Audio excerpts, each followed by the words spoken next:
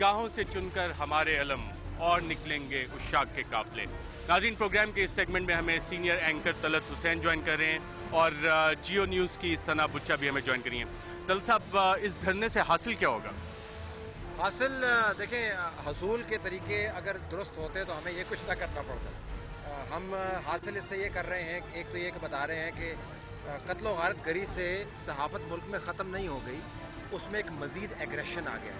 अगर हमारे हकूक़ के ऊपर डाका डाला जा रहा है तो हम उसी तंदही के साथ, उसी एग्रेशन के साथ उसका तहफ़्फ़ुज़ भी करेंगे। दूसरी बड़ी बात जो है कि रूल ऑफ लॉ और protection of human dignity and personal security, ये दो चीज़ें जो हैं जिसके लिए हम 3.5 साल पहले यहाँ पर फिरते होते थे चीफ जस्टिस साहब के साथ, वकला के साथ, वो इशू हम आज भी उठा रहे हैं। और तीसरी बात ये कि ये पाकिस्तान तब्दील हो गया। ये वो पाकिस्तान नहीं रहा कि आपने लोगों को घंटी लगाई, उनको कत्ल कर दिया और उसके बाद कह दिया नेशनल सिक्योरिटी है। तलत साहब, नवाज शरीफ यहीं पे कह के गए हैं कि आइन का कत्ल हुआ, कानून का कत्ल हुआ, तो किस चीज़ की हम बात कर रहे हैं? देखिए, नवाज शरीफ साहब के बयान पे मैं कमेंट नहीं करूँगा। वो जो बयानात हैं सियासी किस्म के होते हैं। हम सियासतदान नहीं हैं। हमने अपने सहाफ़ी बरादरी के तहफ़्फ़ुज़ के लिए एक अलम बुलंद किया है।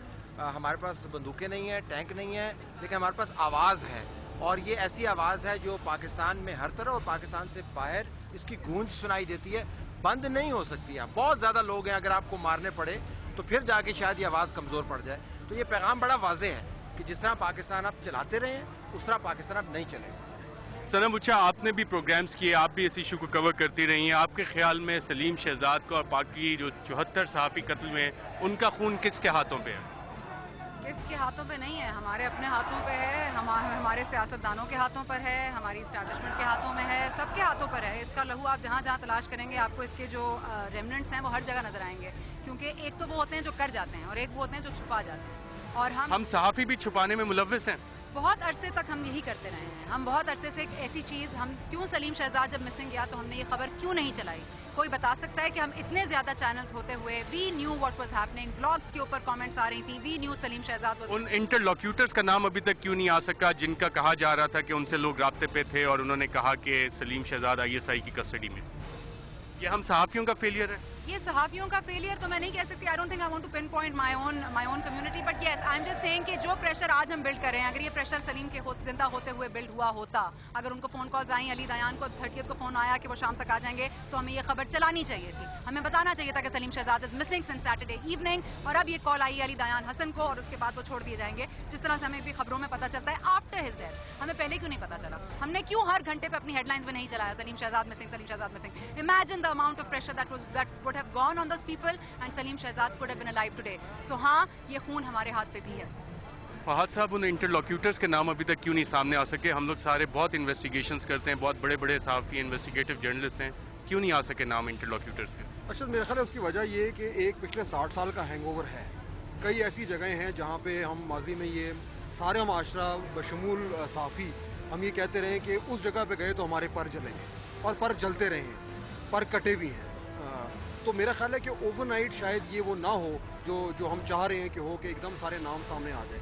लेकिन बेनिफिट ऑफ डाउट ये भी होना चाहिए कि हमें नहीं पता कि किसने किया है। हम शक की बुनियाद पे बहुत सारे नाम ले रहे हैं और वो मीडिया में आ भी रहे हैं। जितनी ज़्यादा क्या सराइयाँ होंगी उतनी ज़्यादा लोगों की बदनामी होगी। हो सकता है वो उसमें ज़िम्मेदार ना हो सकता है इसमें ISI इन्वॉल्व ना हो, हमें नहीं पता।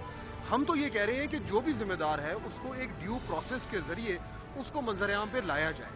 ड्यू प्रोसेस इंपॉर्टेंट है। ड्यू प्रोसेस पाकिस्तान में कभी भी नहीं हुआ जहां पे रियासत और लोग सामने आए हैं। इस वक्त अहम चीज़ ये है, अगर कोई बड़ी तब्दीली हम ला सकते हैं, कि वो ड्यू प्रोसेस की अहमियत जो है उसी तरह हो जिस तरह एक बड़े आदमी के लिए होती है, सहाफ़ी के लिए भी हो, एक आम आदमी के लिए भी हो जो इनकाउंटर किलिंग में पुलिस से मारा गया। That due process is not there. Talat साहब, आज भी सहाफ़ियों के पर जलते हैं। कुछ ऐसे इदारे हैं, कुछ ऐसे नो-गो एरियाज़ हैं जहाँ पे बात करने से ज़बान कतराती है। आजकल मेरे ख्याल में नहीं होता। हो सकता है 6 महीने पहले होता हो या साल पहले होता हो। जो अरबाब इक़्तिदार हैं, जिनके पास ताकत है, उन्हें इस चीज़ का एहसास है? देखिए, कोई अरबाब इक़्तिदार नहीं है। मैं दोबारा कहूँगा, इसी सड़क के ऊपर 3.5 साल पहले जब जनरल मुशर्रफ ने अदलिया के ऊपर जब खून मारा था तो तमाम सिक्योरिटी एजेंसीज जो हैं उनके साथ थीं। फॉर्मेशन कमांडर्स ने जनरल परवेज़ मुशर्रफ की قیادت کے اندر ریپوز کیا تھا confidence through a press release. انہوں نے جاری کیا تھا, یہ کہا تھا کہ ان کو ہاتھ نہ لگائیں, یہ ہمارے بڑے جو ہے نا پردھان ہیں, ان کو ہم سپورٹ کرتے ہیں.